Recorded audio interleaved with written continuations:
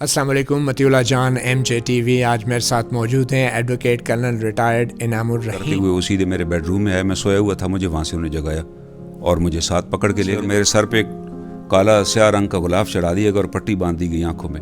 एक underground bunker था, उसके अंदर वो मुझे ले गए पकड़ के, जी आप सीढ़ियाँ नीचे उतरे। वो क्योंकि शदीद सर्दी और एसी की वजह से मेरी 2 दिन के अंदर कंडीशन जो थी वो इट बिकेम अब नॉर्मल। कोई इल्ज़ामात पढ़ के सुनाए गए, आपसे कोई इंटेरोगेशन, कोई तफ्तीश की गई? ना कोई चार्जशीट दी गई, ना किसी ने इस हवाले से मुझे पूछा। उन्होंने कहा नहीं, अगर आप चाहें तो हम आपको हेलीकॉप्टर पे वहाँ ले जाए। हमने बॉर्डर एडजस्टमेंट, वो ये जब हम बाहर निकले तो हमें पता चला, उन्हीं में से किसी ने कहा कि जी next time justice Munib will not be in the bench. क्यों हो रहा है सब कुछ पता है ये फंड, उन्होंने ये भी कहा कि हो सकता है मैं मारा जाऊँ या शहीद हो जाऊँ, लेकिन मैं I will implement this order. मुझे एक यहाँ लेफ्ट 3 स्टार जनरल्स हैं जो मेरे स्टूडेंट भी थे, उनकी मुझे मैसेज आया कि जी आप इफ्तारी हमारे साथ करें। जस्टिस गुलजार साहब ने ये वहाँ किया है तो हम चाहते हैं कि उनके खिलाफ एक रेफरेंस दायर किया जाए ताकि उनकी एक्टिविटी रोकी जाए। उसके बाद उन्हें कहा चलें, उनको अगर हम नहीं टच करते तो जस्टिस फाइज ईसा साहब के खिलाफ हम रेफरेंस दायर करना चाहते हैं। उनका ख्याल था कि वो राइस साहब से मेरा कोई रब्ता है। अच्छा। और मैंने कहा जी मैंने ये बताया कि राइस साहब मेट मी। उन्होंने मुझे कहा मेरे बच्चे देखे ना, मेरा बेटा 3 साल वार जोन में रहा है, ही इज कमीशन ऑफिसर। उसने क्या सोचा होगा कि मेरा बाप is link with Kulbhushan Jadhav के साथ। आप सोचें मेरे बेटे ने जो वार जोन में रहा है, इनको उसकी भी हया नहीं आई कि मेरे बारे में सोचते आप इतना बड़ा इल्जाम मुझ पे लगा रहे। इस वक्त majority of the lieutenant generals are my students. मेरे जनरल तो तकरीबन होंगे क्योंकि मैं 10 साल पाकिस्तान मिलिट्री अकेडमी में रहा हूँ। तो आपको ये भी ख्याल नहीं आया यार एक सीनियर टीचर के ऊपर आप ये इल्जाम लगा। असल में वो थे ना कैप्टन, फौज के कैप्टन थे, बट ट्रेनिंग मिली हुई थी कि जो बताया जाए आंखें बंद करके बताना। देखे ना इस बंदे का तो ये करैक्टर है, सुप्रीम कोर्ट में ये झूठ बोल रहा है कि army general doesn't retire, retire ही नहीं होता जी। मुझे ले आए गाड़ी में, मुझे सुप्रीम कोर्ट तक लाया गया कि 11 बजे उनको पेश करें, तो उन्होंने पेश नहीं किया, रिटायर हो गए। इसी तरह जैक डिपार्टमेंट में भी कोई एडवाइस दी जाए तो उसको कोई नहीं मानता। आर्मी में एक बड़ा गोल्डन प्रिंसिपल है, if question arises between rank and reason, rank succeeds, reason कोई नहीं सुनता वहाँ पर। अस्सलाम वालेकुम, मतीउल्लाह जान MJTV आज मेरे साथ मौजूद हैं एडवोकेट कर्नल रिटायर्ड इनामुर रहीम। मारूफ कानूनदान हैं और पाकिस्तान में लापता अफराद के जो मुकदमात हैं उनके लिए ये ज़्यादा जाने पहचाने जाते हैं। और एक दिन ऐसा भी आया था कि जब ये ख़ुद ही लापता हो गए थे, उनके अहल खाना को कुछ पता नहीं था कहाँ गए, और फिर मामला हाई कोर्ट में गया और फिर सुप्रीम कोर्ट में भी आया, जहाँ पे उस वक्त के attorney general captain retired Anwar Mansoor ने इंकशाफ किया कि एडवोकेट कर्नल रिटायर्ड इनामुर रहीम उनकी तहवील में हैं, उनके ख़िलाफ़ जो है ऑफिशियल सीक्रेट एक्ट के तहत मुकदमा चलाया जा रहा है, कोई जासूसी के इल्ज़ामात लगाए गए थे इन पे।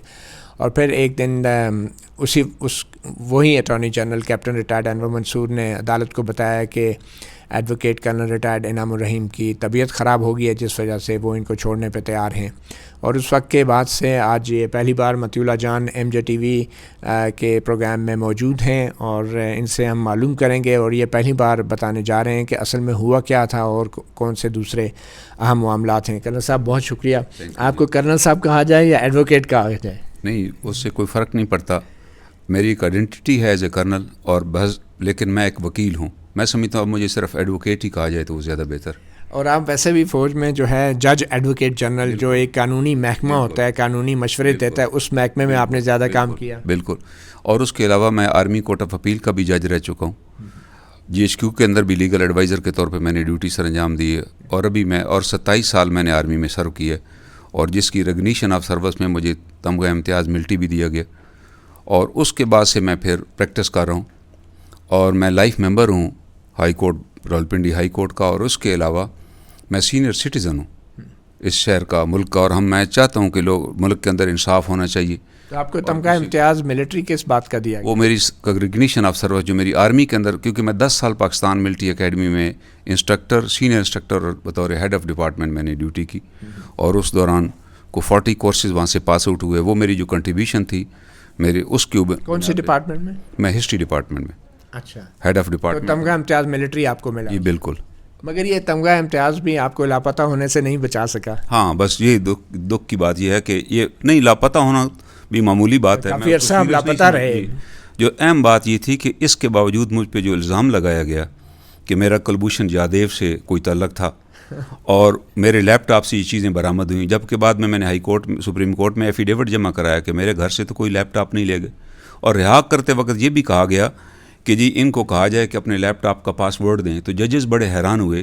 یہ سپریم کورٹ میں انہوں نے کہا کہ آپ تو پھر یہ آپ نے ریکارڈ کہاں سے لائیں جب آپ کے پاس ورڈ ہی نہیں تھا, اور آپ 37 دنوں میں اتنی بڑی ایجنسی ہے آپ اس کا لیپ ٹاپ بھی نہیں کھول سکے. تو میرے بیٹے نے ادھر ہی بتایا کہ سر ہمارے ہاں سے تو کوئی لیپ ٹاپ لے ہی نہیں گئے. اچھا اب یہ بتائیں کہ جب آپ کو یہ لے کر گئے تو کافی عرصے تک تو اہل خانہ کو یہ نہیں بتایا جا رہا تھا کہ آپ کہاں ہیں, تو آپ کہاں تھے؟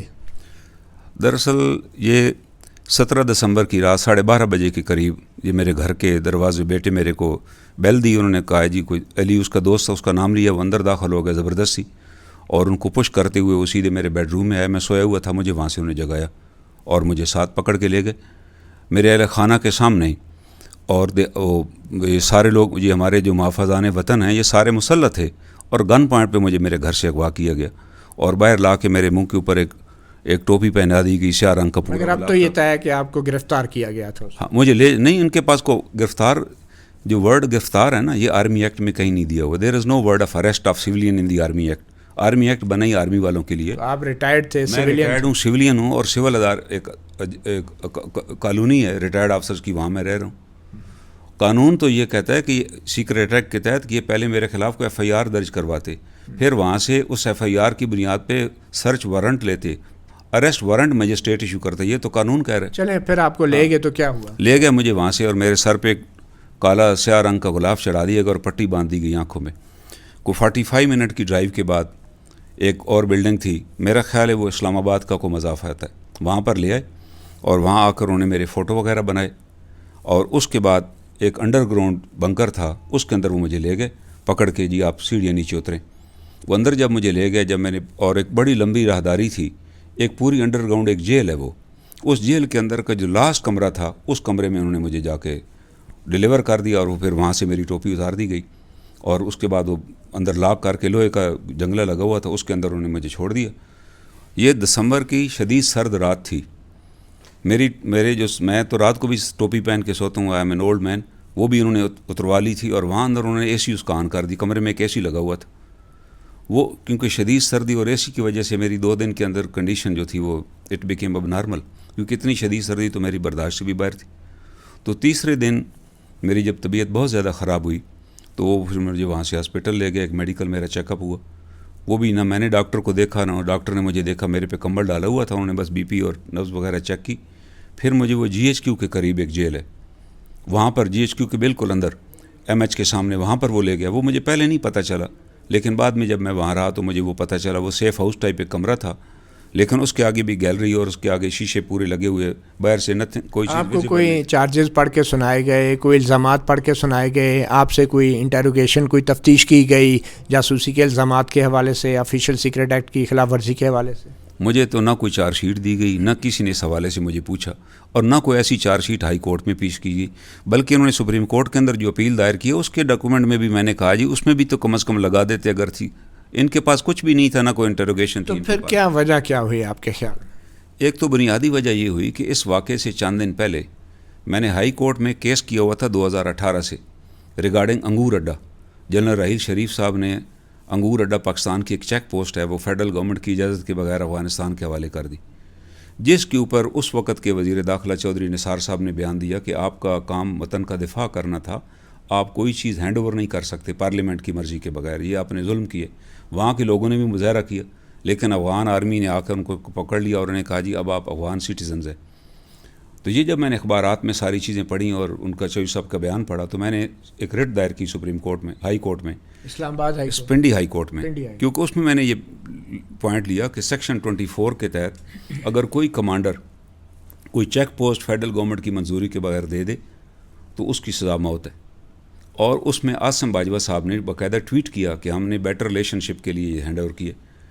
تو وہ میرے پاس تشریف لائے 2 افسر چند دن پہلے, اور انہوں نے مجھے آ کے افسر اپنے حکام بالا جو ہمارے ہیں افواج پاکستان کو ان کا پیغام دیا کہ یہ سارا آپ رٹ واپس لے لیں, کیونکہ اس رٹ کے بارے میں لاہور ہائی کورٹ کے جج وقاص صاحب کے پاس وہ لگی ہوئی تھی. انہوں نے اس کے اندر ڈیٹ لکھ دی تھی کہ میں نیکسٹ منتھ فرسٹ ویک میں یا سیکنڈ ویک میں ہم اس کی سماعت کریں گے, مطلب مہینے کی ٹائم دے دیا تھا. تو اس کے پہلے انہوں نے مجھے کہا کہ آپ واپس لے لیں. میں نے کہا کہ بھائی میں ایک رٹ دائر کر چکا ہوں وتھ فیکٹس کے ساتھ. انہوں نے کہا نہیں اگر آپ چاہیں تو ہم آپ کو ہیلی کاپٹر پہ وہاں لے جائیں. ہم نے بارڈر ایڈجسٹمنٹ کی ہے. میں نے کہا اگر کی ہے تو آپ یہ ریٹرن دے دیں. آپ کو ہائی کورٹ نے نوٹس دیا ہوا کہ کس قانون کے تحت آپ جواب دے دیں وہاں پر. لیکن میں واپس نہیں لے سکتا کیونکہ میں ایک فائل کر چکا ہوں. میں کس قانون اصول کے تحت واپس لوں. وہ اس کے بعد چلے گئے اور وہ 4-5 دن کے بعد ہی انہوں نے, کیونکہ اس کے اندر میں نے اس پٹیشن میں یہ بھی دائر کیا تھا کہ اس عاصم سلیم باجوہ صاحب کے ساتھ آلریڈی کیس ہائی کورٹ میں پینڈنگ ہے سیریس سیکشن 24 کے تحت, اور ان کو آپ نے سی پیک کا چیئرمین بھی لگا دی. اسی بنیاد پہ میں نے دوبارہ اپلیکیشن دی کہ میرے کیس کی جلدی ہیئرنگ کی جائے. انہوں نے اس کی ڈیٹ فکس کر دی. انہوں نے کہا جی نیکسٹ 17 کو اس کی کیس کی ہیئرنگ ہوگی. تو یہ مجھے پکڑنے انہوں نے, جب میں نے نہیں مانا تو اس کے 3-4 دنوں بعد یہ واقعہ میرے ساتھ پیش آ گیا. یہ مجھے لے گئے. تو آپ کو انہوں نے کتنا عرصہ رکھا اپنے پاس؟ مجھے 37 ڈیز رکھا گیا. وہ 3 دن پہلے اسلام آباد کے قریب اور پھر باقی دن جو پنڈی میں, وہاں بھی ایک جیل تھی, وہاں بھی ایک دن مجھے ایک انڈر گراؤنڈ جیل میں بھی لے گئے. وہ بھی اسی طرح میرے منہ پہ کپڑا ڈال کے کہا گیا جی آپ کو تھرو آؤٹ یہ نہیں بتایا گیا کہ آپ پہ چارجز کیا ہے؟ کوئی بالکل نہیں بتایا گیا. اس کی یہ ضرور کہا گیا کہ ہم آپ کو چھوڑ دیں گے اگر آپ باہر جا کر ریٹ واپس لے لیں. میں نے کہا جی وہ تو آپ نے اسی شرط پہ آپ کو چھوڑا گیا؟ نہیں, انہوں نے بے شمار مجھ سے کاغذوں پہ سائن, میرے پاس تو اینک بھی نہیں تھی. لیکن میں نے کہا یار قیدی کا کیا, قیدی سے یہ اصل میں ان کا یہ تھا کہ میں کو انڈر ٹیکنگ دوں کہ میں ان کے بعد باہر آ کے میں ان پہ کوئی کیس نہیں دائر کروں گا. تو میں نے کہا نہیں, میں نے تو پرسنل ٹائم بھی نہیں ہے کہ میں آپ لوگوں پہ یہ کیسز دائر کرتا پھروں. میرے تو اپنے بڑے کیسز آلریڈی چل رہے ہیں. اس کا فائدہ بھی کچھ نہیں, بالکل ہونا نہیں, کوئی ہوتا نہیں. میرا آلریڈی جب گاڑی جلائے گی وہ کیس بھی ابھی سپریم کورٹ میں پینڈنگ پڑا ہوا ہے. اس کو بھی آج 8 سال ہو چکے ہیں, ابھی تک اس میں بھی کوئی پروگریس نہیں ہوئی. تو I understand this limitations of the courts also. لیکن ہوا یہ کہ بعد میں پھر میں جب رہا ہو کے آیا تو پتہ چلا انہوں نے وہ کیس سپریم کورٹ میں دائر کیا ہوا ہے. مجھے تو اس کا نہیں پتہ تھا. میں باہر آیا تو پتہ چلا, اور اس میں بھی میں پھر کورٹ میں پیش ہوا اور میں نے کورٹ میں ایفیڈیوٹ دیا کہ جناب مجھے تو کوئی چارج شیٹ کچھ بھی نہیں ملا. یہ جو ہائی کورٹ نے آپ کے حق میں فیصلہ دیا تھا, آپ کو تو پتہ ہی نہیں تھا کیا ہو رہا ہے باہر, اور پھر اس کے اگینسٹ اپیل میں یہ سپریم کورٹ میں آئی تھی حکومت. اس ہائی کورٹ نے تو یہ فیصلے میں لکھ دیا کہ یہ گرفتاری بھی غیر قانونی ہے, طریقہ کار بھی جو ہے وہ بھی اللیگل ہے. تو یہ بہت بڑا ایک سیٹ بیک تھا ان کے لیے کہ اتنے عرصے, یہ 40 سال بعد ڈیسیژن آیا. مجھ سے پہلے احمد فراز صاحب کو ضیاء الحق کے زمانے میں اسی طرح اس سیکرٹ ایکٹ کے تحت گرفتار کیا گیا. ان کو بھی افضل ذواللہ صاحب نے اسی طرح رہا کیا. تو اب سپریم کورٹ میں کہاں تک پہنچا ہے یہ کیس؟ سپریم کورٹ میں جب یہ ہیئرنگ ہوئی میری موجودگی میں تو انہوں نے ججز نے کہا کہ بھائی آپ نے تو یہاں اتنی سنسیشن کریٹ کی ان کے بارے میں, ہمیں بھی آپ نے ڈرا دیا, اور لیکن بعد میں آپ نے کہا جی ہمارے پاس تو پاسورڈ ہی نہیں ہے, اور آپ کے پاس اور اب پتہ چلا لیپ ٹاپ بھی نہیں تھا, تو یہ اور آپ نے پھر چھوڑ بھی دیا. تو اب آپ کس خوشی میں واپس آ گئیں, کس طرح قانون. اور پھر انہوں نے کہا کہ آپ ہمیں بتائیں کہ کس قانون کے تحت آپ ایک سویلین کا ٹرائل کر سکتے ہیں, جبکہ اب قانون بدل چکا ہے. سویلین کے ٹرائل کے لیے آرمی ایکٹ میں امینڈمنٹ ہوئی تھی, اور وہ امینڈمنٹ پھر سپریم کورٹ میں چیلنج ہوئی سپریم کورٹ کے ڈیسیژن کے بعد, اور وہ ٹائم بھی ختم ہو گیا, 4 سال گزر چکے ہیں, آپ کیسے آ گئیں. تو یہ جسٹس منیب صاحب اور جسٹس مشیر عالم صاحب ہیڈ کر رہے تھے بینچ کو, انہوں نے پورا ایک فارمیٹ 1.5 پیج کا آرڈر لکھوایا کہ یہ قانون ہے اس وقت, اس قانون کے تحت آپ نے کورٹ کو اسسٹ کرنا ہے. تو وہاں بڑا تماشا ہوا, انہوں نے کہا آپ سمپل بتائیں کس قانون کے تحت. تو ڈپٹی اٹارنی جنرل نہیں بتا سکے کہ کون سا. انہوں نے کہا قانون بتائیں نا, یہ تو ریٹائرڈ اور سویلین ہے. تو وہ پھر ایک بریگیڈیئر صاحب کھڑے ہوئے, انہوں نے کہا جی میں بتاتا ہوں کس طرح. کون بریگیڈیئر صاحب؟ ایک بریگیڈیئر کوئی جیک ڈپارٹمنٹ کے فلک ناز صاحب تھے, ڈیفینس میں وزارت دفاع کی طرف سے. انہوں نے کہا جی میں بتاتا ہوں. تو جج صاحب نے پوچھا کہ آپ کون ہیں؟ انہوں نے کہا جی میں بریگیڈیئر. انہوں نے کہا آپ کو ہم نے بلایا. انہوں نے کہا آپ ڈائریکٹ کورٹ کو آپ نے کیسے ایڈریس کر سکتے ہیں, آپ اپنے وکیل کو بتائیں, ہمیں اٹارنی جنرل کو بتائیں. ہم نے اگر پوچھنا ہو تو آپ سے پوچھیں گے, آپ خود تو ایڈریس نہیں کرا, بیٹھ جائیں. اب ہوا یہ جب ہم باہر نکلے تو ہمیں پتہ چلا, انہی میں سے کسی نے کہا کہ جی next time justice Munib will not be in the bench. اور میں بڑا حیران ہوں, اس کے بعد 3 ہیئرنگ ہو چکی ہیں, justice Munib has been removed from the bench. بہرحال یہ تو یہ چیزیں یہ بڑی ایک اہم چیز ہے, کیونکہ ہمارے ذہن میں ابھی تک جسٹس شوکت صدیقی کے وہ الفاظ گونج رہے ہیں جس میں انہوں نے کہا تھا کہ مجھے یہ کہا گیا کہ بینچ ہم بنوائیں گے, اور انہوں نے کہا کہ میں حلفاً کہتا ہوں وہ میٹر بھی سپریم کورٹ کے سامنے آ چکا ہے, پینڈنگ آ چکا ہے. ہم چاہتے ہیں کہ اچھا یہ بتائیں کہ بینچ ہم نے تو نہیں بنایا, چیف جسٹس صاحب نے بنایا, اور ایک پرنسپل اور لا آف پروپرائٹی ہے کہ جس بینچ نے وہ پرنسپل کانسٹیٹیوٹ کیا ہے وہی بینچ اس کو سنے. ہم نے نہیں کانسٹیٹیوٹ کیا. بہرحال یہ بتائیں کہ یہ سارا معاملہ جو ہوا اس کے پیچھے کیا قوتیں کار فرما ہیں, اور یہ کیوں ہو رہا ہے سب کچھ؟ اصل میں اس کے پیچھے ایک بڑی لمبی بیک گراؤنڈ ہے. لمبی بیک گراؤنڈ یہ ہے کہ 9 مئی کو 2019 کو چیف جسٹس صاحب نے وہاں کراچی میں سو موٹولی وہ کیس تھا اس کا انکروچمنٹ کا اور شادی ہال کی کنسٹرکشن کا، جس میں انہوں نے یہ سوال اٹھایا کہ آرمی شادی ہال کیوں بناتی ہے اور کیوں یہ شادی ہال چلا رہے ہیں. اس سے پہلے اصل میں جنوری میں انہوں نے ایک آرڈر دیا تھا کہ یہ جتنے شادی ہال روڈز پہ بنے ہوئے ہیں یا سرکاری زمینوں پہ یہ گرا دیے جائیں. اس دفعہ جب وہ مئی میں وہاں گئے تو انہوں نے کہا جی انہوں نے نہیں گرائے تھے، تو وہاں انہوں نے سیکرٹری ڈیفینس پیش ہوئے، وہ بڑے ناراض ہوئے. اس دفعہ مئی میں مراد مئی 2020 9 مئی 2019 کی میں بات کر رہا ہوں. ہاں جب وہ گئے جی یہ پریس میں رپورٹ ہوا. تو انہوں نے کہا نہیں گرائے. انہوں نے کہا نہیں گرایا. انہوں نے سیکرٹری ڈیفینس کی طرف فائل پکڑائی اسے اور انہوں نے کہا کہ why you have not complied my order, یہ تو میں نے آرڈر دیا ہوا. اس پہ آرمی انہوں نے پھر بڑے کہا کہ مجھے پتہ ہے یہ فنڈ، انہوں نے یہ بھی کہا کہ ہو سکتا ہے میں مارا جاؤں یا شہید ہو جاؤں لیکن میں آئی امپلیمنٹ دس آرڈر. اس پہ آرمی بڑی پرٹرب تھی کہ انہوں نے جو ریمارکس بھی دیے تھے اور ظاہر ہے وہ جائز ریمارکس تھے. اس کے اوپر یہ ہوا کہ اس کے 2-3 ہفتوں کے بعد مجھے ایک یہاں 3 اسٹار جنرلز ہیں جو میرے اسٹوڈنٹ بھی تھے، ان کی مجھے میسج آیا کہ جی آپ افطاری ہمارے ساتھ کریں. یہ رمضان شریف کا مہینہ تھا تو میں نے انہیں معذرت کی کہ میں افطاری تو نہیں، میں گھر پہ افطاری کرتا ہوں کیونکہ نماز پڑھنی ہوتی ہے. انہیں کہا نہیں دیر از اے میسج فار یو، کہ جی باس کا ایک میسج ہے وہ میں دینا چاہتا ہوں. انہیں میری گاڑی بھیجی، میں ان کے پاس چلا گیا. میں کہ چلیں کو کیا میسج تھا؟ انہیں یہ کہا کہ جسٹس گلزار صاحب نے یہ وہاں کیا ہے تو ہم چاہتے ہیں کہ ان کے خلاف ایک ریفرنس دائر کیا جائے تاکہ ان کی ایکٹیویٹی روکی جائے. میں نے انہیں سمجھایا کہ دیکھیں یہ جو شادی ہال والا میٹر ہے، یہ میں بھی ایک شادی ہال یہاں چیلنج کر چکا ہوں. آپ عسکری 14 میں آپ نے ماسٹر پلان کو وائلیٹ کر کے آپ سے یہ کیوں کہا کسی اور سے؟ اس لیے کہ میں نے آلریڈی میرے 5 ریفرنس یہاں چل رہے تھے جو میڈیا میں آئے تھے کہ 5 ریفرنس میرے آلریڈی ججوں کے خلاف چل رہے ہیں. انہوں نے کہا کیونکہ you are expert in that تو آپ ایک ریفرنس ہمارے اپنی طرف سے دائر کریں، جو آپ چاہیں گے آپ کو ہم دیں. میں نے کہا نو، میں نے کوئی کسی کے کہنے پہ ریفرنس دائر نہیں کیے. آئی واز ایگریوڈ ان کیسز میں وہاں مس کیریج آف جسٹس. آپ کو بطور وکیل اگر ایک کیس دے رہے تھے تو آپ کے خیال میں کیا غلط؟ نہیں وکیل نہیں تھا میں، یہ میں نے بطور پیٹیشنر اپنی طرف سے دائر کرنا تھا. اچھا وہ آپ کو کیا کہتے ہیں؟ آپ دائر کریں اپنی طرف سے اور ہم آپ کو کوئی مٹیریل دیں گے. میں نے کہا آئی ول ناٹ ڈو دس اور آئی ایڈوائزڈ ہم، میں کہا یہ نہ کریں حرکت کیونکہ ہی از اے چیف جسٹس. لیکن یہ بات آپ نے فوری طور پہ سپریم کورٹ کو کیوں نہیں بتائی؟ وہ بتاتا ہوں. دیکھیں نا میں سپریم کورٹ میں آ کر بتاتا تو who would have believed it. میں کدھر سے میں اس کا طریقہ یقین کریں گے وہ نہیں میں نہیں اب تو میرے پاس ڈاکومنٹری ایویڈنس ہے نا جی، میں بتاتا ہوں. I have the documentary evidence. اس کے بعد انہوں نے جب میں نے کہا یہ نہ کریں کیونکہ جو لیگل فریٹرنٹی ہے اس معاملے میں بڑے ٹچی ہیں اور وہ دے ول اسٹینڈ اور اس کو کوئی بھی اپریشیٹ نہیں کرے گا کہ آپ گرائیں آپ شادی حال. اس کے بعد انہوں نے کہا چلیں ان کو اگر ہم نہیں ٹچ کرتے تو جسٹس فائز عیسیٰ صاحب کے خلاف ہم ریفرنس دائر کرنا چاہتے ہیں، وہ آپ دائر کریں. اچھا یہ اسی میٹنگ میں طے ہو گیا. یہ کون سا مہینہ اور سال ہے؟ یہ مئی کے ہے، مئی 2019. لیکن یہ ریفرنس تو تقریباً آ چکا تھا مئی میں 10 مئی، یہ تو آج نہیں چکا تھا 2019. نہیں وہ میں آپ کو بتاتا ہوں کہ اس میں ہم ریفرنس دائر کرنا چاہتے ہیں. ریفرنس کے بعد آیا. اچھا میرے پاس ڈیٹس ہیں نا. اچھا تو انہوں نے کہا جی ہم چاہتے ہیں کہ آپ اس میں ہماری ہیلپ کریں. میں نے کہا سوری. میں نے بتایا کہ آپ یہ دیکھیں اکبر بگٹی کی اسیسینیشن کے بعد بلوچستان میں 8,000 لوگ مارے جا چکے ہیں. اب اگر آپ نے ہی از دی اونلی جج فرام سپریم کورٹ اور بڑے مین آف کریکٹر اور آنیسٹ اور ڈیڈیکیٹڈ جج ہیں، ایوری ون نوز ہم. اگر آپ ان کے خلاف کوئی ریفرنس دائر کریں گے، ہٹانے کی کوشش کریں گے تو وہاں جو آلریڈی علیحدگی کی تحریک ہے وہ جان پکڑ لے گی. اور میں چھوٹی سے آپ کو بتاتا ہوں کہ سپریم جو بلوچستان بار کونسل ہے وہ پاکستان بار سے بھی علیحدہ ہو جائیں گے کیونکہ ان کے میں جہاں سن چکا ہوں ان کو ہم سنتے رہتے ہیں. تو یہ آپ نہ کریں. خیر اس کے بعد میں تو انہوں نے کہا اگر نہیں آپ ایگری کرتے تو آپ کی ملاقات پھر کروا دیتے ہیں باس سے. میں نے معذرت کر لی اور میں نے پھر افطاری بھی نہیں کی. باس سے مراد آرمی چیف سے؟ بالکل.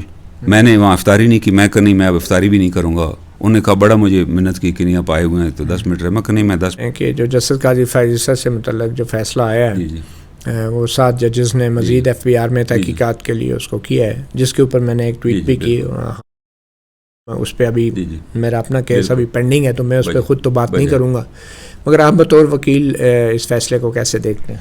میرا وہی ویو ہے جو پاکستان بار کونسل کا ویو ہے کہ بار کونسل نے اس کے اندر ریویو دائر کی ہے اور بار کونسل کا یہی ویو ہے کہ جناب آپ ایف بی آر کو کیسے وہ کیس بھیج سکتے ہیں جبکہ ایف بی آر کی لمٹ ہے کہ 5 ایئرس سے زیادہ کسی کیس کو تو وہ سن ہی نہیں سکتے. وہ قانونی میٹر ہے اور آلریڈی ہمارا ویو آل جتنے پاکستان کے لیگل فرٹرنٹی ہے سب کا ویو وہی ہے جو آلریڈی پاکستان بار کونسل نے اپنی ریویو پیٹیشن میں دائر کیا. ہم اسی کو فالو کریں گے, اس کو سپورٹ کریں گے ہم.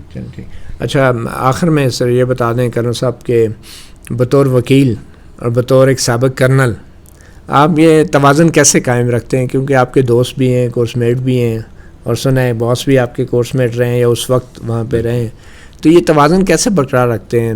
آپ بھی میری طرح اپنے کورس میٹوں کو ناراض تو کر رہے ہوں گے. نہیں, میں آپ کو یہ بتاؤں کہ الحمدللہ میرے جتنے دوست ہیں آرمی میں ان کے ساتھ میری دوستی ابھی تک, وہ مجھے شروع فوج میں سی جانتے ہیں. جب 2003 میں لاپتہ افراد کا سلسلہ شروع ہوا اور سب سے پہلے 5 افسروں کو اٹھایا گیا گھروں سے, ان کی پٹیشن جب ہائی کورٹ میں لگی پنڈی میں, تو یہ میری ڈیوٹی لگائی گئی جیگ کی طرف سے کہ اب میں جاؤں اور وہاں ان کو بارے میں بتاؤں. ججز نے پوچھا ان کا کیا ان کے جرم ہے, تو مجھے میرے جو باس سے اس وقت بریگیڈ جیگ, انہوں نے مجھے کہا کہ آپ سمپل اسٹیٹمنٹ دیں کہ they are involved in anti state activities. I refused.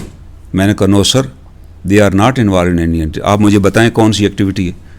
انہوں نے کہا یہ مجھے اوپر سے آرڈر ملا, مشرف کا زمانہ تھا. میں نے کہا جس نے آرڈر دیا وہ خود چلا جائے یا آپ چلے جائیں. مجھے اس منصب سے ریموو کر دیا گیا اسی وقت ہی. انہوں نے کہا ٹھیک ہے آپ اپائنٹمنٹ چھوڑ دیں, آپ کو ہم کسی اور جگہ بھیج رہے ہیں. میں بھیج دیا. میں نے کہا میں یہ اسٹیٹمنٹ نہیں دوں گا. دیکھیں یہ کسی کے بارے میں یہ کہہ دینا, میں نے نہیں دی, لیکن جج صاحب نے وہ وربل اسٹیٹمنٹ ایکسیپٹ کی اور وہ پٹیشن 5 افسروں کی ڈسمس ہو گئی, اور وہ افسر اٹک فورٹ کے قلعے میں ہی بند رہے مشرف کے زمانے میں. اس پر بھی میں نے لیٹر لکھا باقاعدہ کہ یہ جناب کسی بھی آرمی افسر کو بھی یا آرمی کے کسی بندے کو آپ 28 ڈیز سے زیادہ حراست میں نہیں لے سکتے.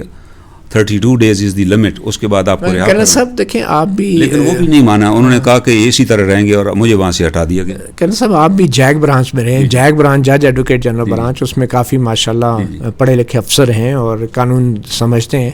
تو اتنی بڑی بڑی اداروں کے ہوتے ہوئے کیوں ضرورت پڑتی ہے شہریوں کو اٹھانے کی؟ کو قانونی طریقہ کار پہ عمل کیوں نہیں ہو سکتا؟ کیا وجہ ہے؟ کہاں کمزوری ہے؟ آپ کی بھی کمزوری ہے یا آپ کے ساتھیوں کی یا جیگ برانچ کی کمزوری ہے کہ ان کو کوئی لفٹ نہیں کراتا, ان کے مشوروں پہ کوئی عمل نہیں کرتا؟ کیوں یہ غیر قانونی طریقہ کار اپنایا جاتا ہے؟ میں جیسے ہمارے ہاں سپریم کورٹ نے ایک کیس میں 37 لوگوں کو اٹھا لیا گیا انٹرنل سینٹر سے. سپریم کورٹ کی 3 رکنی بینچ نے آرڈر دیا کہ ان کو رہا کیا جائے اور پروڈیوس کیا جائے. وہ آج تک پروڈیوس نہیں ہوئے. 5 چیف جسٹس ریٹائر ہو گئے. اسی طرح جیگ ڈپارٹمنٹ بھی کوئی ایڈوائس دی جائے تو اس کو کوئی نہیں مانتا. آرمی میں ایک بڑا گولڈن پرنسپل ہے, if question arises between rank and reason, rank succeeds, reason کوئی نہیں سنتا وہاں پر. بس میرے خیال میں دس از دی ریزن. اور یہی, اور میں ایک اور آپ نے جیسی بات کی, میرا جو کیس ہے ہائی کورٹ میں وہ وہ جج ایڈوکیٹ جنرل ہے بریگیڈیئر واصف, ہم میرے باس رہ چکے ہیں. He was my principal counsel, اب ریٹائرڈ ہیں. اور اس کے علاوہ جو 8-10 دیگر کونسل تھے وہ سارے ہمارے ایکس سروس مین تھے. دے آل اسٹوڈ ود می. اور اس کے علاوہ میں سمجھتا ہوں کہ مجھے بار نے اپنے ہمارے پریزیڈنٹ سپریم کورٹ بار جو ہیں سید کیا نام ہے جی, سید قلب حسن, وہ خود اپیئر ہوئے سپریم کورٹ میں. انہوں نے کہا جی ان کا قصور یہ ہے کہ جسٹس اپنا جنرل باجوہ صاحب کے کیس میں جب اس نے ایکسٹینشن والے کیس میں کیپٹن منصور نے کہا کہ جنرل ڈزنٹ ریٹائر, وہ ریٹائر ہی نہیں ہوتا. اور وہ حیران ہوئے کھوسا صاحب. اسی کیس کے دوران آپ بالکل میں وہاں موجود تھا. نہیں اس کیس اس کے بعد فیصلے والے دن ہی اٹھایا گیا. اس کیس میں جب اس نے بار بار یہ کہا اور کھوسا صاحب نے کہا پھر راحیل شریف کیسے ریٹائر ہوئے, انہوں نے کہا وہ خود ہی گھر چلے گئے تھے. اب یہ ایک موکری ہے کہ پوری دنیا سن رہی ہے, ہم نیوکلیئر اسٹیٹ ہیں, کہ ہمارے یہاں آرمی چیف ریٹائر ہی نہیں ہوتے. تو میرے پاس کیونکہ آرمی رول میرے بیگ میں تھی, میں نے وہ نکال کے پکڑائی. میں کہ یہ دیا ہوا ہے جی اس کے اندر. تو کھوسا صاحب نے پڑھی, انہوں نے کہا بھائی یہ تو اٹ از ریٹن کہ 60 ایئرس کے بعد وہ ریٹائر ہو جاتے ہیں. تو یہ بھی ہمارے دوستوں کو بڑا تھا کہ میں نے وہ کتاب کیوں دی. اور آپ سے گلہ کیا گیا؟ مجھے گلہ کیا گیا کہ آپ وہاں کیا کر رہے تھے. میں کہا بھائی وہ تو حال میں جگہ ہی نہیں تھی, پورے سارے لائر تھے. اینڈ آئی ہیڈ دی بک. وہ بک بھی مجھے واپس نہیں ملی, وہ اسی ہنگامے میں کہیں. اور یہ کورٹ کو کہا گیا تھا کہ وہ کانفیڈینشیل اور سیکرٹ ہوتا ہے اصل میں اس ہاں, لیکن کورٹ نے پھر آرڈر دیا کہ آرمی کی کوئی بک جو رول ریگولیشن والی سیکرٹ نہیں ہے. اور مزے کی بات یہ ہے کہ 17 تاریخ کو ڈیسیژن اناؤنس ہوا یہ باجوہ صاحب والی ایکسٹینشن کا, مغرب کے قریب ہوا. اور مغرب کے قریب ہی مجھے بریگیڈیئر واصف صاحب کی کال آئی. انہوں نے مجھے کہا کہ آپ کل ایکس سروس مین لیگل فورم کا اجلاس طلب کریں, ایگزیکٹو باڈی کا, جس میں ہم اس کو کنسیڈر کریں گے ججمنٹ کو. اگر اس پہ کو لا بنانا ہے تو وی ول سجیسٹ دس تھنگ. اور میرا خیال ہے کہ وہ میری وہ کال جو تھی وہ پک ہوئی, اور اس پہ دے تھاڑ کہ شاید ہم کل پتہ نہیں کیا کرنے والے ہیں, کوئی ریویو کرنے والے ہیں. اور اسی رات 12:30 بجے مجھے پک کر لیا گیا. یہ اس کے ججمنٹ کا بھی ابھی تک کوئی ریویو نہیں ہوا. کوئی ریویو نہیں ہوا. ہمارا تو نہیں, آپ نے بھی نہیں کیا؟ نہیں مجھ سے یہ پوچھا گیا وہاں پر کہ آپ یہ ججمنٹ، کیونکہ ان کا خیال تھا کہ وہ رائس صاحب سے میرا کوئی رابطہ ہے. اچھا. اور میں نے کہا جی میں نے یہ بتایا کہ رائس صاحب میٹ می، انہوں نے مجھے کہا کہ آپ ہمیں اسسٹ کریں اور اس کیس میں ہمارے ساتھ چلیں. میں نے انہیں سمجھایا کہ نہیں، اس وقت ملکی حالات ایسے نہیں ہیں کہ اس کو ہم سین کریٹ کریں، we are in a war condition. اور انہیں میں نے منع کیا. اب تو ملکی حالات اتنے خراب ہیں تو ابھی آپ ساری باتیں کیوں بتا رہے ہیں؟ نہیں یہ وہ نہیں، دیکھیں مجھے یہ تو اتنا تو بتانا چاہیے کہ میرے ساتھ کیا ہوا. ابھی میں نے کسی کا نام نہیں بتایا. میں جانتا ہوں کہ مجھے کس کے حکم سے اٹھایا گیا اور کس نے اٹھایا، کیونکہ ابھی تک پولیس نے میرا بیان ریکارڈ نہیں کیا. یہ ابڈکشن والے کیس میں یہ تو 780 کا کیس ہے. کسی آدمی کو گن پوائنٹ پہ اس کے گھر سے اٹھا، یہ تو بدترین دہشت گردی ہے. میں لاپتہ افراد کے جو کیسز ہیں اس کے میں سمجھتا ہوں یہ بدترین ظلم ہے کہ کسی کو اٹھا لینا. آپ سوچ نہیں سکتے کہ اس دوران میری فیملی کس ایگونی سے گزری. میرے بچے دیکھیں نا، میرا بیٹا 3 سال وار زون میں رہا ہے، ہی از کمیشن افسر. اس نے کیا سوچا ہوگا کہ میرا باپ از لنک ود کلبھوشن جادو، جبکہ اب کلبھوشن جادو کی منتیں کر رہے ہیں، اسے چھوڑنے کی تیاریاں کر رہے ہیں اور اس کے لیے خود ریٹ دائر کیے پھرتے ہیں ہائی کورٹ میں. یہ کبھی دنیا میں ہوا کہ کوئی اسٹیٹ جو ہے ایک دشمن کے بندے کے بارے میں ریٹ خود ہی دائر کر دے؟ کبھی آج تک دنیا میں نہیں ہوا جو ہم کر رہے ہیں. اس کے لیے ایک سیکرٹ آرڈیننس پاس کیا گیا جس کو پبلک کو پتہ ہی نہیں لگنے دیا. میں یہ اس کے ساتھ آپ سوچیں، میرے بیٹے نے جو وار زون میں رہا ہے، ان کو اس کی بھی حیا نہیں آئی کہ میرے بارے میں سوچتے آپ اتنا بڑا الزام مجھ پہ لگا رہے ہیں. اور میں اس لیے آج بھی آپ دیکھ لیجیے، میں نہیں کہہ رہا یہ کون اٹھاتا ہے. یہ جاوید اقبال کمیشن کی رپورٹ پڑھ لیجئے. انہوں نے کہا جی اس وقت بھی 3000 سے زیادہ لوگ لاپتہ ہیں، اور وہ جتنے کیسز میں انہوں نے پروڈکشن آرڈر جاری کیے ہیں ان میں سے کسی ایک بندے کو بھی پروڈیوس نہیں کیا گیا. یہ ابھی جسٹس اختر من اللہ صاحب نے ایک بڑی زبردست ججمنٹ دی جس میں انہوں نے کہا کہ میں ان سب لوگوں پہ فائن کروں گا اور ان کی فیملی کو بھی ہم ہرجانہ دلوائیں گے جن کے لوگ مسنگ ہیں. اور انہوں نے بھی 2 کیسز کے اندر آرڈر جاری کیا پروڈکشن کا. تو آپ کے بیٹے کی کیا فیلنگس تھی؟ آپ کی بات ہوئی رہا ہونے کے بعد؟ وہ آئے، ہی واز ان اے شاک. وہ کیا رینک پہ کس رینک؟ وہ فوج کے میجر کے برابر ہے اور ہی واز ان اے شاک کہ یہ ہمارے ساتھ یہ ہو گیا. Uniform officer? یونیفارم افسر. میں اس کی آئیڈینٹی ڈسکلوز نہیں کرنا چاہتا، لیکن میں یہ بتانا چاہتا ہوں کہ انہوں نے یہ بھی نہ میرا سوچا کہ 40 کورسز میرے ہاتھوں پاس آؤٹ ہوئے ہیں آرمی کے. اس وقت majority of the lieutenant generals are my students. میرے جنرل تو تقریباً ہوں گے کیونکہ میں 10 سال پاکستان ملٹری اکیڈمی میں رہا ہوں. تو آپ کو یہ بھی خیال نہیں آیا یار ایک سینئر ٹیچر کے اوپر آپ یہ الزام لگا رہے ہیں؟ ہاؤ دے انٹرڈ انٹو، یہ کتنی بڑی ایک ظلم ہے. اور یہ میں اس کو دہشت گردی سمجھتا ہوں. کسی کے گھر کے اندر زبردستی گھس جانا اور گھر کے تقدس کو پامال کرنا اور گھر میں بستر میں سے اٹھا کے ایجڈ بندے کو اٹھا کر. تو ایک اٹارنی جنرل ابو دلا، ایک اٹارنی جنرل ہے پاکستان کا، آئینی عہدیدار ہے، کیپٹن ہے، ریٹائرڈ ہے، انور منصور اس کا نام ہے. اس نے یہ الزامات سپریم کورٹ میں بھری عدالت میں پڑھ کے سنائے. تو آپ کے خیال میں کیا اس کو سوال نہیں اٹھانے چاہیے تھے حکومت سے اور اداروں سے کہ آپ یہ کیسے الزام لگا رہے ہیں؟ اصل میں وہ تھے نا کیپٹن، فوج کے کیپٹن تھے، وہ ٹریننگ ملی ہوئی تھی کہ جو بتایا جائے آنکھیں بند کر کے بتانا ہے. دیکھیں نا اس بندے کا تو یہ کریکٹر ہے، سپریم کورٹ میں یہ جھوٹ بول رہا ہے کہ آرمی جنرل ڈزنٹ ریٹائر ہی نہیں ہوتا. جی یہ کیپٹن ریٹائرڈ انور منصور کیا، منصور نے کہا تھا وہاں پر، جس کو مجھے روکنا پڑا اور اس نے کہا جرائیل صاحب بھی خود ہی چلے گئے تھے. وہ میں نے کتاب پیش کی کہ جناب یہ ہے، اور یہی بات انہوں نے وہاں پر کی. اس سب کے بعد ہوتے ہوئے آپ سپریم کورٹ یا عدالتوں کا جو رسپانس ہے اس سارے ٹریجڈی کے بعد آپ کیسے دیکھتے ہیں؟ میں سمجھتا ہوں کہ میں اس سے مطمئن ہوں.